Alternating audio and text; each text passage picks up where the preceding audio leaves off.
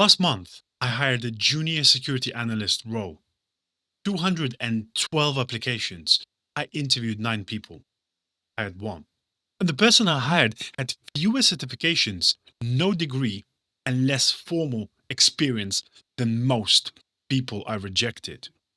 Now, let me tell you about the 2 candidates because the difference between them explains almost everything that's going on wrong for people trying to break into this industry. Candidate A looked incredible on paper. Computing degree, security plus, CYSA plus, and CEH. Clean, professional CV, impressive LinkedIn profile. On paper, this person should have been a strong hire. But candidate B had no degree. One certification, security plus, previous career in logistics. On paper, the person shouldn't even made it to the interview stage. I hired candidate B, and by the end of this video, you'll understand exactly why. More importantly, you'll see which candidate you're behaving like right now and how to change that. When I posted that role, I didn't list a degree as a requirement. Even when I have, here's what most applicants do not understand. The degree line on a job posting is often written by HR, not the hiring manager. I've worked with recruiters who added degree required to every tech role as a default filter. I had to push back and say, remove that. I want to see people who can demonstrate skills, regardless of how they learned them.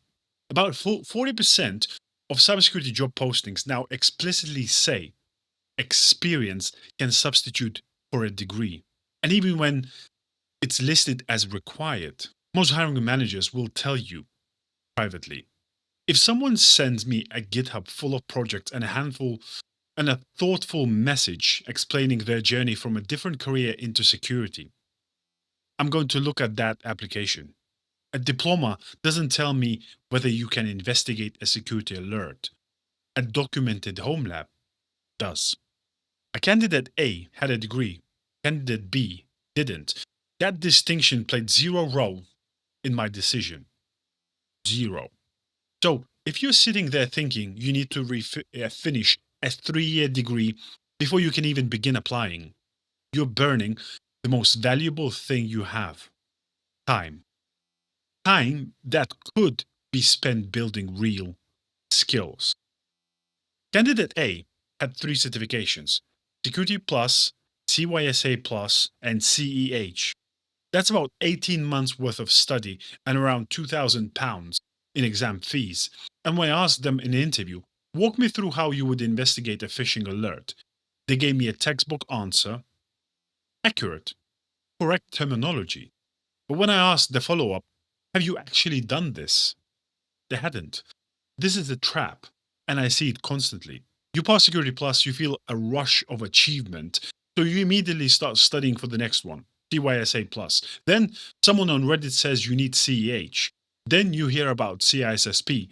Before you know it, you spend 2 years and thousands of pounds collecting letters after your name.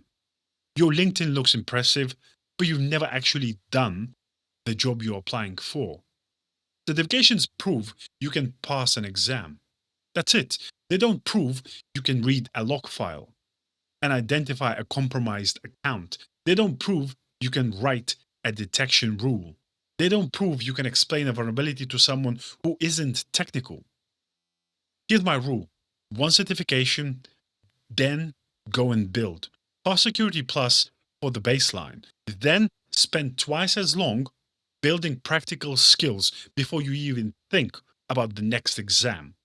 The only exception, if a specific role explicitly requires a cert, like OSCP for pen testing, then pursue it. But pursue it because the job demands it, not because your anxiety about not being qualified enough demands it. Candidate B had 1 cert, Security Plus. That was enough to get past the initial filter. What got them the interview and the job was what they did after. When I'm reviewing 212 applications, I have about 30 seconds per CV. That's not an exaggeration. That's the reality of current hiring. Candidate's BCV had a line that stopped me, a link to their GitHub. I clicked it. In the first 5 seconds, I saw a home lab project with a network diagram, a sim with custom detection rules, and an automated Python script that audited IAM configurations. Every project had a professional README explaining what it did and what they learned. I spent 12 minutes on a candidate's B GitHub. That's longer than I spent on most people's entire application. ISC 2025 workforce study found that 52% of organizations now say their biggest hiring challenge isn't finding enough people, it's finding people with the right skills. Industry hasn't shifted. It's no longer hire for headcount.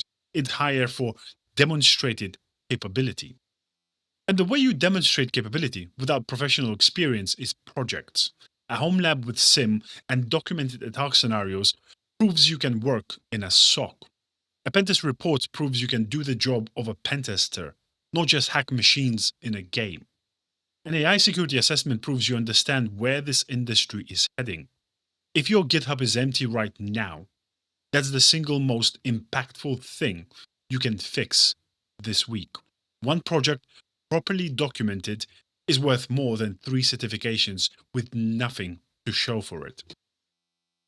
I asked candidate B the same question I ask everyone. Walk me through how you would investigate a suspicious login alert. They didn't give me a perfect answer. They missed a step. But here's what they did do. They opened the terminal and showed me. They pulled up their SIEM lab, walked me through a real detection rule they have written, showed me how they would filter logs, isolate suspicious activity, and explain their thought process out loud as they worked. Then they said something that I remember to this day. I know this is in a production environment, but the methodology is the same. And here's what I would do differently if I had access to a full enterprise stack. That answer showed me 5 things at once. They're comfortable in a command line, they can build and use security tools, they think methodically, they communicate the reasoning clearly, and they are honest about the limits of their experience while showing how they would bridge the gap. Candidate A, with 3 certifications and a degree, couldn't do that. When I gave them a terminal scenario, they hesitated. They described what they would do in theory, couldn't demonstrate it. They couldn't pipe commands together. They couldn't read raw logs confidently. And that's the uncomfortable truth. Most aspiring cybersecurity professionals spend their time in the places that feel productive, studying for exams, watching courses, reading textbooks, but they avoid the part that actually matters, sitting in a terminal and doing the work until it becomes a muscle memory. Candidate B didn't apply through the job board. They found me on LinkedIn. They sent a short but specific message. I saw your team is hiring for a junior analyst. I've been building security projects for the past 8 months and documenting everything on GitHub. Here's the link. I would love to discuss how my skills could contribute. That message was one of the 3 direct messages I received out of 212 applications. 3. Everyone else clicked easy apply and hoped for the best. Here's what's happening in 2026 that you need to understand. Recruiters are telling me that some cybersecurity job postings receive over 1,000 applications in the first 24 hours. Many of those are AI polished resumes sent by automation tools. Your application is noise in an ocean of noise. The people who get hired don't just apply better, they apply differently. They target entry-level roles specifically, such as SOC Level 1, Junior Security Engineer, IT Security Analyst, GRC Analysts. These fill fast, but they exist. They tailor every CV to the job description, matching keywords exactly. If the posting says Splunk, your CV says Splunk. ATS systems filter on keyword match. They apply to consultancies, not just enterprises. Security consultancies and MSSPs hire juniors more frequently. because they need people on engagements. They reach out directly to hiring managers. A short LinkedIn message with a GitHub link bypasses ATS entirely. 90% of candidates never do this. The ones who get remembered, they do. Stop spraying applications into the void. It's time being the person who makes hiring manager stop scrolling. Here's something I haven't told you about candidate B yet. During the interview, I asked a question I've only recently started including. Our company is deploying AI tools internally. What security risks would you be concerned about? Candidate A had 3 certifications, computing degree, and said, I'd want to make sure the data is encrypted and access is controlled. Generic, could apply to any technology. While candidate B said, my first concern would be prompt injection, whether users or attackers can manipulate the AI into revealing sensitive data or performing unintended actions. I'd want to understand what data the model has access to, whether outputs are filtered for sensitive information, and whether there's logging to detect unusual AI behavior. I've been studying OWASP Top 10 for LLMs, and I've documented AI security assessment on my GitHub. I nearly fell off my chair. In over 200 applications, one person, demonstrated they understood the security implications of technology that every company is currently racing to deploy. That is the real gap. ISC2 data says 90% of organizations report skill shortages in AI and cloud security. Almost no entry-level candidates are filling it because they are studying for certifications that were designed before this technology even existed. AI isn't a separate topic bolted onto cybersecurity. It's woven into everything now. Every company is deploying chatbots, co-pilots, and autonomous agents. Every one of those systems introduces risks: prompt injection, data leakage, excessive agency, supply chain vulnerabilities that traditional security training doesn't cover. If you want to stand out in 2026, here's what you need to do. Learn the OWASP Top 10 for LLMs. It's free. Covers top 10 critical AI security risks. Be able to explain them in plain English. Explore MITRE Atlas, the attack framework applied to AI systems. If you know attack, this is familiar territory. Use AI tools in your security work. Analyze logs, write detection rules, draft reports, learn what AI does well and where it fails. This is a demonstrable skill. Build an AI security assessment, assess the risks of an AI tool, document it on a GitHub. This single project makes you one of the rarest candidates in the market. I saw this in every video because it's true. AI will not replace cybersecurity professionals, but professionals who know how to use AI and secure AI will replace those who don't. Candidate B understood that. That's why they got the job. So, who are you? Candidate A or candidate B?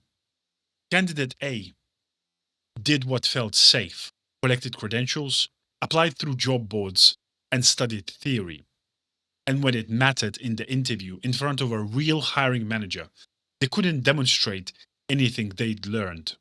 Candidate B did what was uncomfortable, build projects instead of collecting certifications, spend time in a terminal instead of watching more courses, send message to a stranger on LinkedIn instead of clicking easy apply, studied AI security when nobody told them to. And when the interview came, they didn't recite answers, they showed their work. The cybersecurity industry doesn't have talent shortage. It has a skills shortage. The jobs are there. The demand is real. But the industry is tired of candidates who look good on paper and fall apart under pressure. If you watch this video and recognized yourself in a candidate A, good. Recognition is the first step, and everything candidate B did is something you can start doing today. Build one project this week, document it on GitHub, open a terminal and make it your home. Learn one AI security concept, send one message to one hiring manager. Those 5 actions will put you ahead of the vast majority of applicants. Now, drop a comment and be honest. Are you a candidate A or a candidate B right now? No judgment. I've hired both types of at different stages. Tell me where you are, and I will reply with the specific next step in your situation. If this changed how you think about the job search, hit like. It's the single biggest thing that helps this reach someone else who's stuck and doesn't know why. I built complete career roadmaps for every major cybersecurity path, from SOC analyst to GRC to cloud security engineer, penetration tester, AI security, and a full interview masterclass. Links are in the description. All free, pick your path, build the skills, and become the candidate that hiring managers can't ignore. Subscribe. This channel exists for one reason: to make cybersecurity careers accessible to everyone willing to put in the work. No gatekeeping, no upsells, just what actually gets people hired. So stop being candidate A, become candidate B, and start today. I'll catch you on the next one.